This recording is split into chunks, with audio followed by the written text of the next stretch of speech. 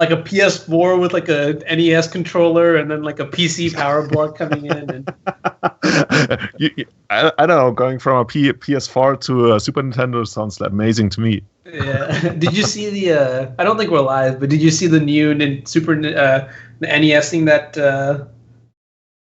Nintendo is making? Yeah, new SNES Mini. Oh, that's amazing! Like I really, really wanted to get one. Yeah. But I guess it's the same for all over the world. But in Germany, they were sold out in I think something like 15 minutes. Wait, has it already come out? Yeah, well, it came out for, I don't know, 20 minutes worldwide, and then it was sold out. Jeez, okay, yeah, no, this seems like a really nice collectible item, and I imagine, like... Sorry, one sec. Okay, there we go. It just seems like, it's back. Oh, wait, we were live?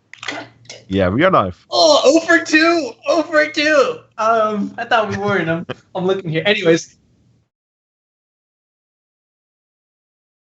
Okay, well, let's take a look at the sideboard strategy, guys. I would be hard-pressed to see if Jarvis brings anything back in, but he's added... No, the second Diabolic Edict was already in there. Interestingly, yeah. Caleb brings back 2 Gitaxian probes and took out the repeal, which means he's almost completely dead to Nulrod unless he gets a quick Monastery Mentor draw. Right, so he also didn't bring in the Disenchants, yeah. Nulrod probably not on Caleb's radar, which, I mean, makes sense, just in the sense that it's not commonly played in Grixis Delver, and since players don't have access to each other's deck lists, Caleb's not going to know offhand that the Nulrod is there. So I really hope he's not going to be KO'd by Nulrod here. That would be pretty underwhelming. I mean, it would be kind of cool just to see, like I want to see, like, Caleb is about to combo off. Jarvis top decks Nulrod. Caleb plays Mentor, back, forth, that kind of thing. You know what I mean? Like, that would be super, super sweet. Now, let's see. Both players going to draw their 7. This is interesting, yeah.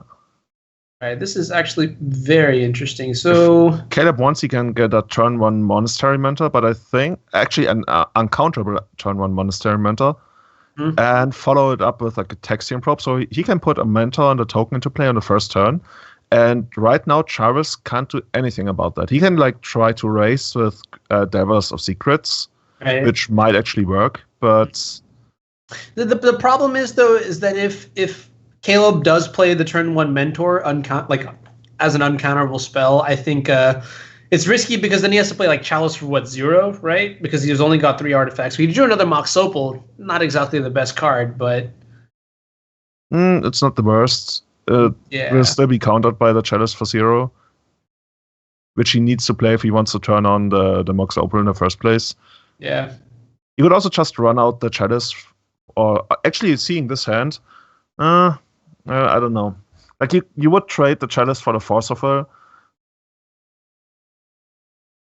Okay, and it looks like yeah, Caleb is going to make the Monastery Mentor play and just hopes that he quote unquote gets there, which is not completely unreasonable. I mean, next turn he can follow up with another Mox Opal, and he can follow up with the Auriok Salvagers, and you know, if he draws like Lion's Eye Diamond, the Chalice. Oh, the Chalice of the Void. The Chalice shuts him down pretty hard.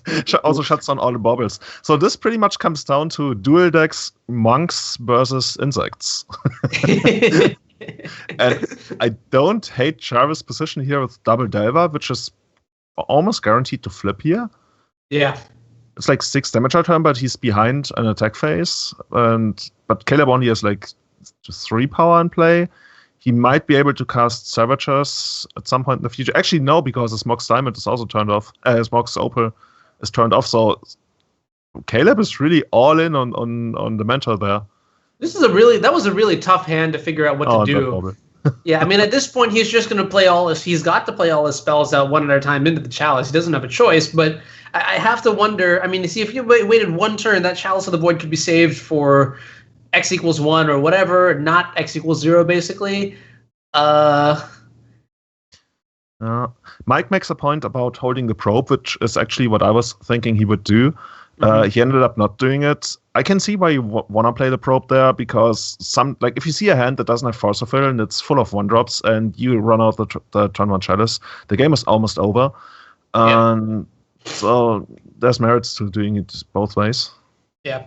So upkeep, the brainstorm is going to. Jarvis is going to cast a brainstorm, which typically is not something you are like that. I've been told that the better Delver players do. They would typically let just the blind flip happen, save the brainstorm for a more opportune time. But given the board state, given that Caleb has said, "Hey, we are racing now. I'm going to try and kill you." Jarvis is like, "I don't have time to wait to find out if my Delver is going to blindly flip or not," which I don't think it was going to. It was going to reveal a land or a Deathrite Shaman. So damage is coming in now. Caleb does draw more 0-mana spells countered by Chalice, but the prowess triggers go through. And the second Delver is going to flip. Jarvis totally understood here that this is a racing situation, and he can't go for the additional value of trying to blind flip the Delver to see the one card more with the brainstorm, because this is not about cards or card advantage. This is about tempo and killing your opponent as soon as possible, because pretty much all of the cards in Jarvis' hand that don't really increase the clock don't matter. The days and the philosopher, Caleb doesn't have any mana. He's not presenting any threats except for that one single mentor, and that's the card that you really want to race here. So I totally expect him to run out the Delver and the Deathrite Shaman, and then hopefully blind flip the Delver on the next turn, since you can't ponder at instant speed. That would be so sweet.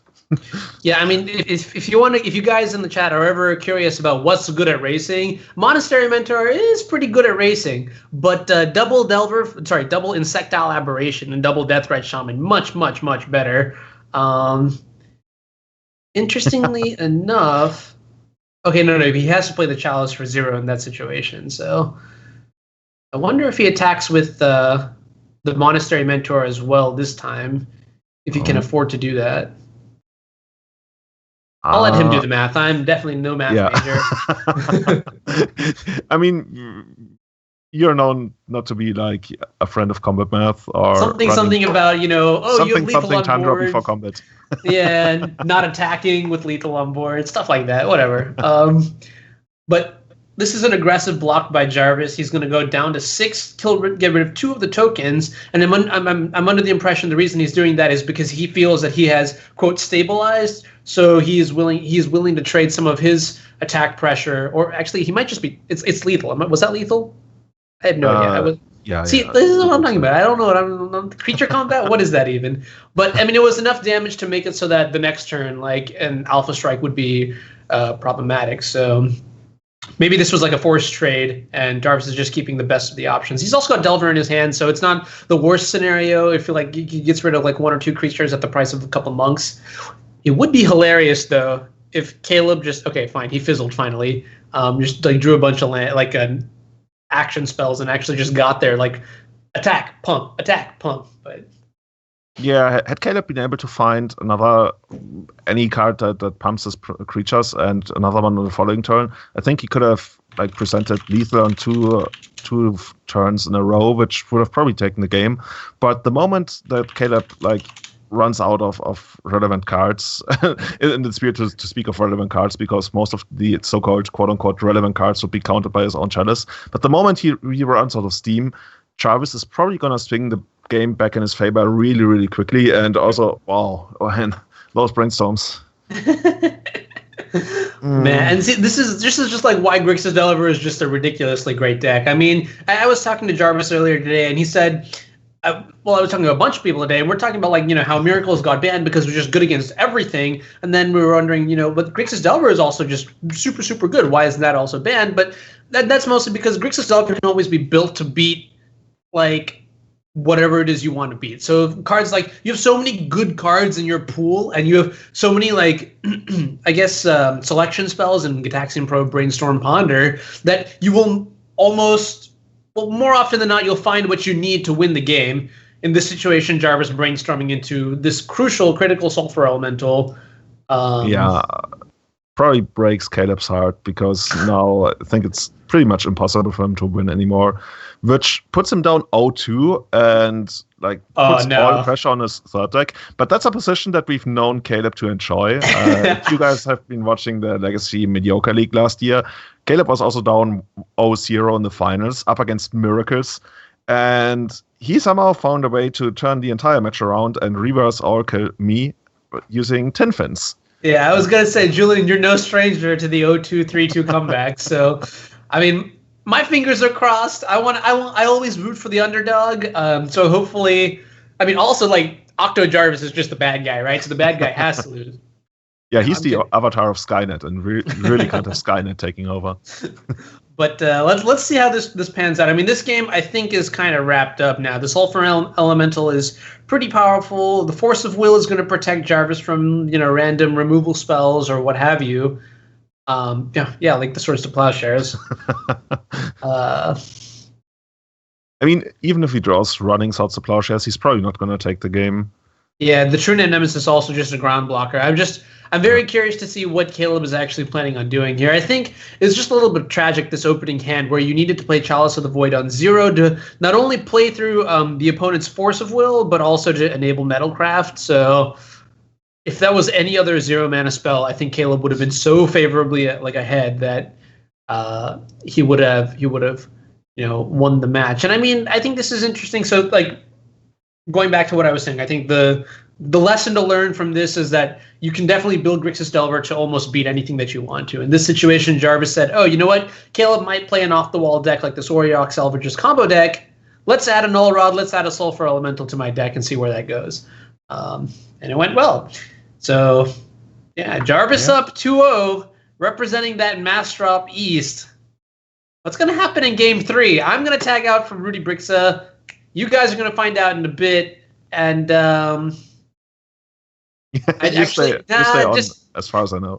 Just kidding, nerds. I'm here. I'm here for the next one. Maybe I don't know. Maybe I'm just here for the whole time. Okay, so Julian, we're gonna cover match 3 again too. So Jarvis, so like if you guys are unfamiliar, the way it's gonna work, it's like a King of the Hill style sort of deck, 3 out of 5. So the deck that you win with, you play in the next match. Caleb has lost twice, so he's only got 1 deck left. Jarvis has just won with Grixis Delver, so we know Jarvis is gonna be playing Grixis Delver in the next match.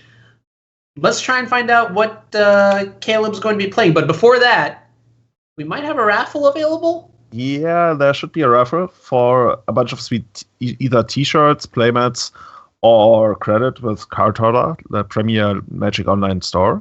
Sweet. So if you want to participate, just type $Card Hoarder into the chat. Then you're entered into the raffle, and I'm gonna draw a winner in about a minute. All right. So the clock is ticking down. Chad, it is up to you to claim the prize that is rightfully yours. And terms and conditions apply. Yeah, terms and conditions apply. No text provided, but they're there. Yeah, thus far the playmat has been the most popular item. I think 90% of our winners have chosen the playmat, but also the white shirt. I think there was only a single person who has chosen the black shirt yet. I like both. Yeah. The shirts are sweet. The playmat is super sweet too. I really like this playmat because it's very clean. I'm a huge fan of like minimalist design, and that's exactly what this is. Yeah, I like how they have the scales in the black parts. Yeah. I guess that's dragon scales. Could also be like a tire or something. No, it's looks like dragon scales. I like that. Speaking of tires, did you ever hear about that movie? It was called like Rubber or something. And it was just like this comedy or like a black comedy film about like a tire that had just come to life and just started like wreaking havoc everywhere. Like, and I was, I don't know. You should check out the trailer on YouTube. But it was cosmically hilarious. But anyways, like a recent movie? Maybe a couple years ago. I don't know. Okay, I have never heard about it. Okay, well, Galactic Hitchhiker says it was amazing. So then it must be true. Yeah. Okay, guys. I'm gonna draw a winner in something like 10 seconds, and I'm totally making that up because I have no idea how long 10 seconds is. Might be 10 seconds right now. One more than 9 seconds. Oh, okay, I got that. Let's go recursion. Okay, I'm pretty good at 9 seconds and at 1 second. Okay, and the winner is gonna be. Wow! Sean actually won. Oh, okay. This must really be rigged. Yeah, congrats to Lord of the Pit 23. I bet he's got a shit-eating grin right now. So I'm super excited to see what Sean picks. Sean, I mean, you could just let us know which of the 4 options you like the best. Actually, I don't know. All of it's pretty sweet. See, so Joe Cool helped him. Okay, no wonder. He's probably gonna request a T-shirt that has Joe Cool on it, and we have to. True. ask Card Hoarder to produce a new logo or something, and like they have to talk to, I don't know, who owns the rights to Peanuts. I don't even know. That's a great question. Disney or something.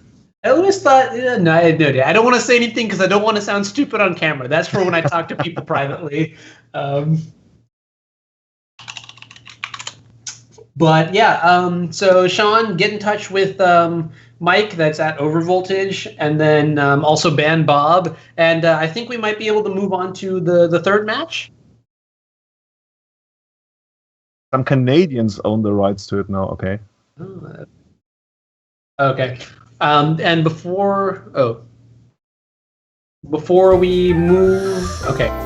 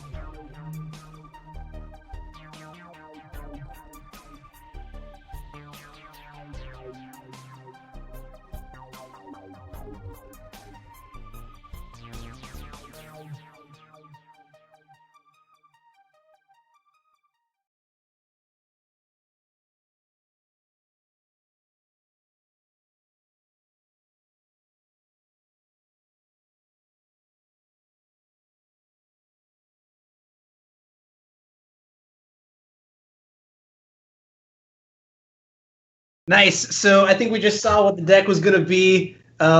Check out this sweet play, Matt. All right. I'm back, guys. I hope it's okay. Oh, nice. All right. Landed exactly where I wanted to. All right. So diving into the third match, what appears to be potential another 3-0 sweep, which I think is probably the running theme of this entire league, right? Quarterfinals, we just saw 3-0 sweep after 3-0 sweep. Jarvis also had a 3-0 sweep against... I think the only non-3-0 sweep was against Michael Bonda, who managed to steal that game from Jarvis. But thus far, yeah, it's been 3-0 sweeps all around. All right. Well, Caleb is going to bring back an angel from the dead. We're going to see him present what is now known as New Miracles. No Sensei's Divining Top, but we still got a bunch of very, very powerful cards. So let's see how this match holds up against Grixis Delver. If you guys want to know a little bit about this deck, I can tell you everything you want to know and more, honestly. Just a typical blue-white control deck, leveraging cards like Terminus to create some insane, tempo plays, white boards for a single mana. Also possibly at instant speed when you leverage cards like Brainstorm, Portent, and Predict. So we've also got lots of copies of Snapcaster Mage. We've got lots of copies of Counterspell. Four Counterspell. 4 copies of Counterspell. Yeah, that stood out to me. And that is phenomenal. Most lists would run like 2 or 3 and then some additional utility spells, but 4 Counterspell is pretty straightforward. Might as well run an Isochron Scepter in there somewhere. And then obviously one of the most iconic cards in all of Legacy, we've got 3 copies of Jace the Mind Sculptor. To end the game, we see copies of Vendilion Click and Entreat the Angels. I mean, also Vendilion Click, just very good against bear and combo matchups, instant speed threat, disrupt or fix your hand, et cetera, and then obviously you've got this immaculate mana base, just 2 colors, 7 basic lands. That's exactly what I like in Legacy. So let's dive into the match and see how this pans out. Julian, I'm gonna steal a thunder from you for a sec. I'm gonna tell you right now. Sure. I think Caleb is actually gonna be favored game 1, leveraging 4 counter spells, 4 copies of Terminus. I mean, Grixis Delver is fundamentally a creature deck at its base. Terminus is really good against creatures, so I think he's got the upper edge here. And yeah, it feels weird to have a deck that has 4 counter spells be favored against a deck with like Delver of Secrets and a pretty big tempo element, because it feels like 4 counter spells is pretty clunky. But thus far, I don't hate Caleb's opening hand, even though it still needs help. Like, you're not going to win the game with the 2 counter spells here. Jarvis, what do you think? He's probably just going to run out the Delver here, right? What else would I think that's the best play here. Probably going to fetch Volcanic Island. The thing is, he doesn't know what Caleb plays, but I guess he can guess that it's Miracles. And I almost wanted to say, yeah, because it says so right under his name, like Jarvis. Yeah. Robo Jarvis cannot see everything. Right. So actually, I was incorrect. Sorry. He's going to fetch for an Underground Sea here, probably so that if he draws like a Deathrite Shaman or something, he can cast it. The other reason to get the Volcanic Island is so you can brainstorm into the Underground Sea, but none of that's happening. Caleb is just going to play a land and go. Meanwhile, Delver going to flip to a Daze. And this is very interesting. Do you think Caleb's going to counterspell this Brainstorm knowing about the Daze? He might, because he really needs to make use of his cards pretty soon. And like, he'd rather trade this counterspell for a Daze than, say, the Click, which would trade for the Delver of Secrets. Wow, and Caleb Durward is going to Force of Will this Daze that is protecting a Brainstorm. Now, this is phenomenal legacy. I can't tell if Caleb just has, like, the soul reads, if there's, like, a malfunction in Jarvis's, like, code or something right now. But that was very, very heads-up play. Jarvis is not going to protect this Brainstorm with his own Force of Will. Versus random Caleb deck. Yeah, Mentor or Walking Ballista, I guess. He plays it in almost every deck. Yeah. So that's actually extremely crazy in my mind.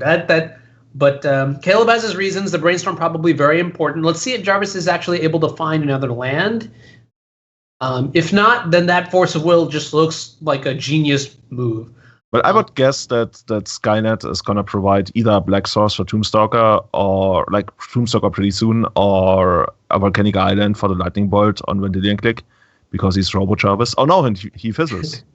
All right, so Force of Will is the draw here. I imagine Caleb has options to chump block with the Vendilion Click. Let's see if Jarvis is going to Force of Will here. Yeah, it's probably going to get Force of Will, pitch Force. Okay, yeah. And I like pitching the Force there instead of the Snapcaster Mage. Yeah, definitely. Yeah. So now what is Caleb looking for here? Like, I don't hate having Tundra plus Vendilion Click. Mm-hmm. Improves your mana, which you probably need a lot of in this game, and also gives you potentially a removal spell for the Delver of Secrets. Right, absolutely. The Tombstalker could become a problem if Jarvis manages to cast it next turn. Say if he finds a fetch land, and then goes for the Tombstalker, while Caleb is, I don't know. Okay, interesting. So I like the Tundra and I like the Click, but I don't necessarily care for the next Snapcaster Mage. Okay, so he's going to shuffle. Which is also, and draw more counterspells. How do you feel about this artwork for counterspell? I usually try to get the art frame, so basically the beta art, but I also really like Mercadian Masks. I don't really like the new frame, but out of all the new frame counterspells, this one is probably one of the best. Okay, so Jarvis is going to draw. Sorry, I'm going to give you an internet fist bump because I also like that. But Jarvis is going to draw Wasteland off the top, which is kind of taxing Caleb's mana right now. Caleb has no access to white, which he needs to find in order to remove this Delver from play. I mean, he's actually at 9, and Jarvis has a Lightning Bolt in hand, so there's not really that much time. Though he needs to find something on the next turn. And another problem is, like, if he ever taps out for something and Jarvis then just goes like end of turn Snapcaster Mage into Lightning Bolt or Bolt. Yeah, that's going to be lights out for him pretty quickly. Right, but you're right. Skynet has finally delivered. Underground Sea off the top for Jarvis means that Caleb probably doesn't have that many outs. He's going to have to find Swords to Plowshares this turn, not Terminus. I guess Portent would also do the trick. Yeah, Portent would do it. Okay, well, Scalding Tarn is neither Portent nor Swords to Plowshares, so game 1 is going to go to Grixis Delver, what seems to be signs of another 3-0 coming in the finals of the Legacy Premier League. Let's see what Caleb has. I saw 2 back to basics in his sideboard, which should be really good against Jarvis if he manages to make the game go long, which is usually the place you want to be with this kind of deck. Yes. I wonder if he keeps in the 4 counter spells. He probably doesn't have a lot of cards to take out anyway, so yeah, he's gonna take the 4th sword, 2 back to basics. What else is he gonna bring in? Is he gonna bring in Mentor? I don't know. I do like Mentor in this matchup. It's just a way to, I guess, end the game, turn the corner sort of thing. It's very powerful with all the cantrips that you've got as well. Plus, it's like another angle of attack that you can provide to I'm not sure if you actually need it as an additional win condition, because once the game goes long and you get your Snapcaster Predict engine online, you're probably just going to have so much card advantage, you don't really care for the Mentor. I'm surprised he takes out the 2 chases. Yeah, Jace is an interesting card. I think in the Grixis Delver matchup, the reason that Jace could potentially be bad is if you suspect Stifle, and also if you suspect Spell Pierce. I mean, Jace is also just notoriously bad against cards like Pyroblast and Lightning Bolt. And Lightning Bolt makes it really awkward. Like, you want to tick it up as soon as you get it, but then you're not getting immediate value out of it. And as you can see, Jarvis is taking out all 4 copies of Lightning Bolt. Jarvis has been taking out Lightning Bolt in almost every single match now, I think. Then why play Lightning Bolt to begin with, Jarvis, if you're just going to side it out all the time? Just play Terror or something. Yeah. All right. But it looks like Caleb has he's slimmed down some of the counterspell package. I mean, like you mentioned, counterspell not so great against the Daze deck. And then, cutting down on Important to make room for more of the action spells that we've got post board. So, all right, Caleb, his back is against the wall. There's a gun to his head, and the most evil man in all of Magic is holding it. So let's see if our champion can pull through. Caleb Durward on the play, game 2. Looking at a 7-card hand that is, I mean, I would keep the hand, but I really wish I had a cantrip or 2. Oh, and this hand isn't looking much better. Yeah. Now, unfortunately, 2 copies of Terminus, not the best. But I assume you would keep the Swords of Plowshares on top there. Yeah, definitely keep it on top. Jarvis's hand looks amazing. Yeah, Jarvis got pretty much everything he wanted except for red. But red isn't going to be an issue like right now. He still has like many other things he can do here. If you like, assuming you're going to fire off a blind Cabal Therapy here, what are you going to name? Ooh, blind Cabal Therapy. That's very interesting. Like, you're probably not going to name Terminus. Yeah, no, Terminus isn't something I would name. I would look towards naming Brainstorm. I would look towards naming Snapcaster Mage. Yeah. Because Caleb just played a Swords to Plowshares, I'm less inclined to name that. Yeah, I feel like in the blind or in the dark, Snapcaster Mage is usually a pretty good card to name, especially in a position like this where Caleb hasn't yet been able in a position to make use of the Snapcaster Mage, and you really don't want him to go for the Swords to Plowshares anytime soon.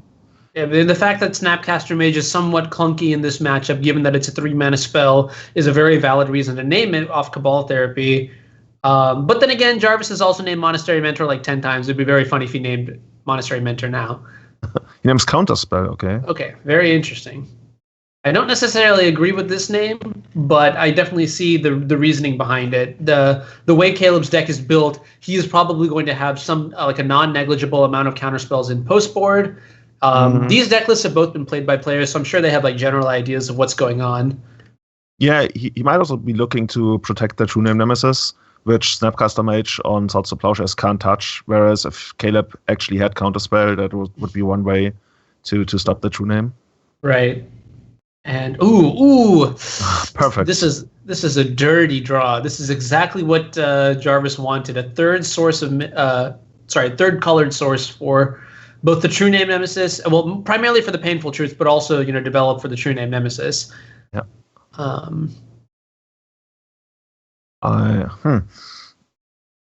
Caleb's position is not looking so hot, although... Well, he's going to put the 2 Terminus on top, which is going to be great for him. And Jarvis, needs... Even if he finds Force of Will here, then he's going to face another Terminus in the turn after. So there wouldn't even be a point in fighting over the Terminus here. And Jarvis knows at this point that there must be 2 Terminus on top. So he's probably not going to commit the Delver here. Yeah, and I mean, Cabal Therapy, very powerful in just giving him the information that he needs to know.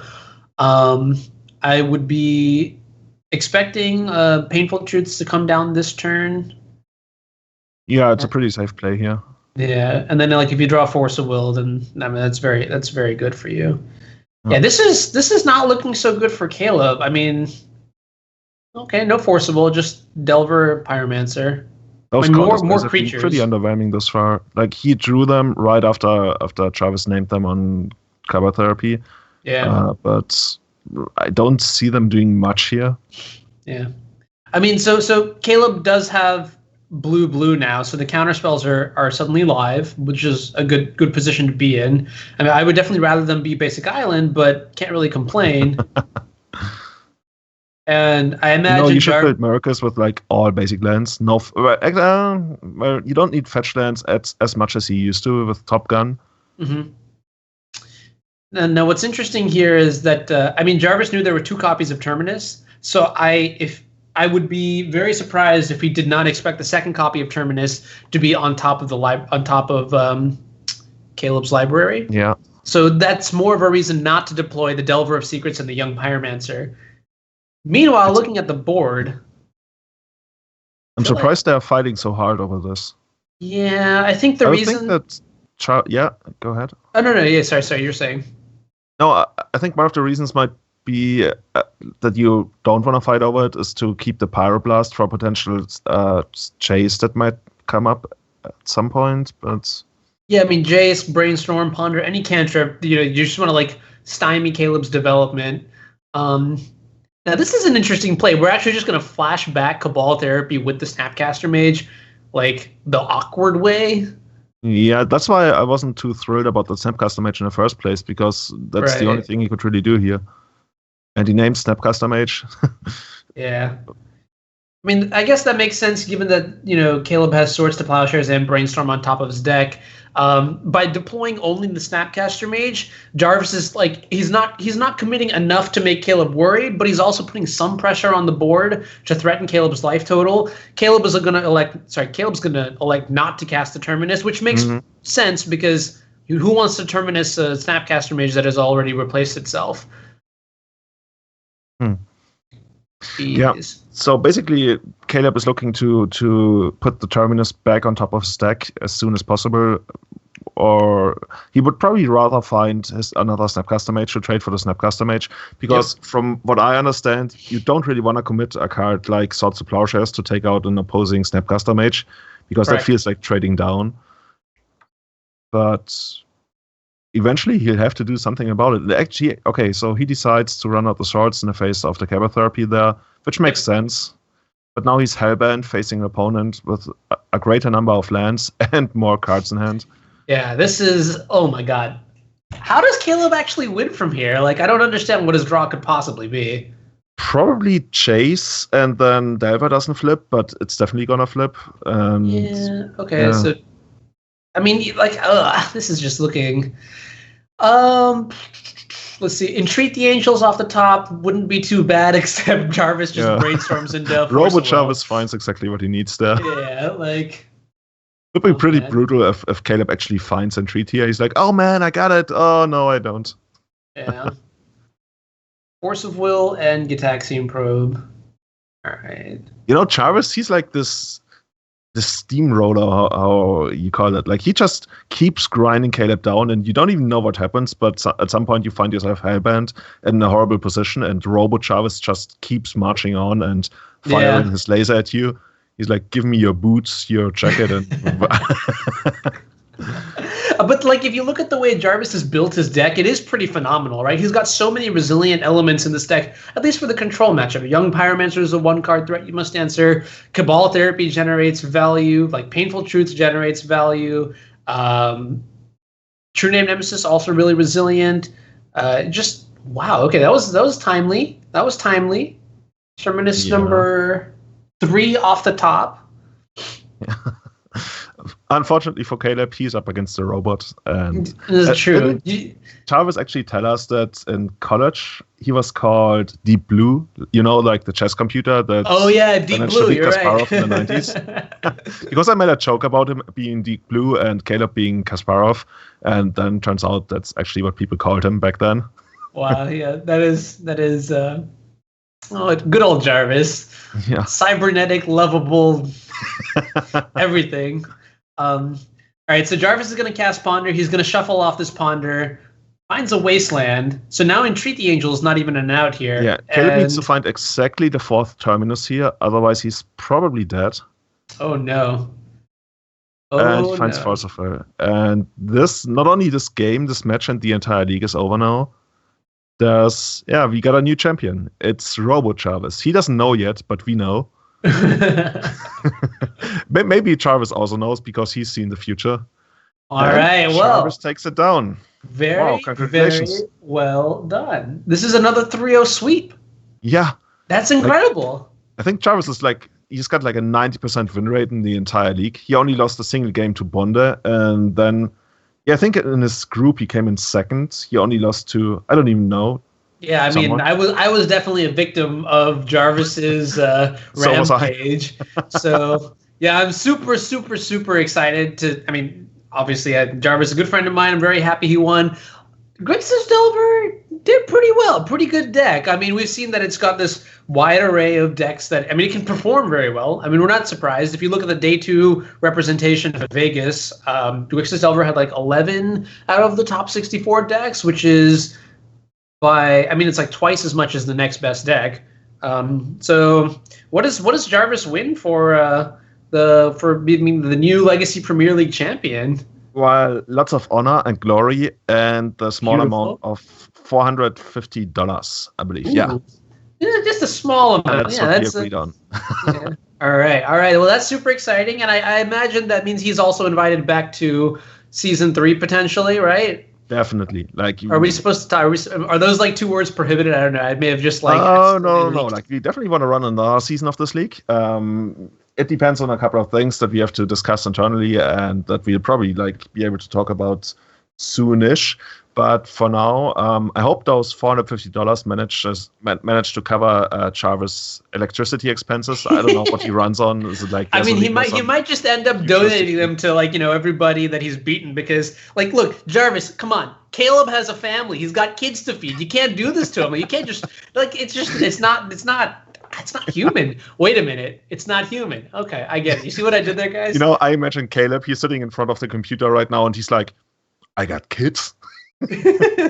Jarvis, why? I thought we were friends.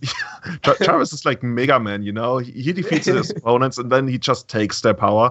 And then he never needs them because he kills everyone with Jarvis Delver anyway.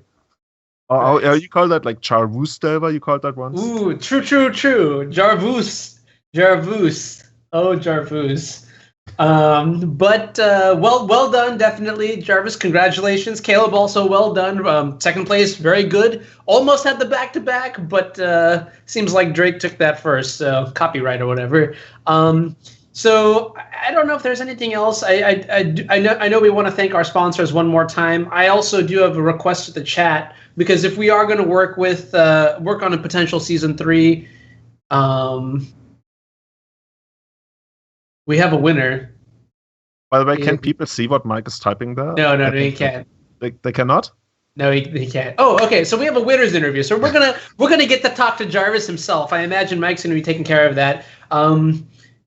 Actually, and then we'll talk about whatever I had in my mind later or something like that. But all right, let's dive into the winner's interview. Yeah, let's hear it from the man himself.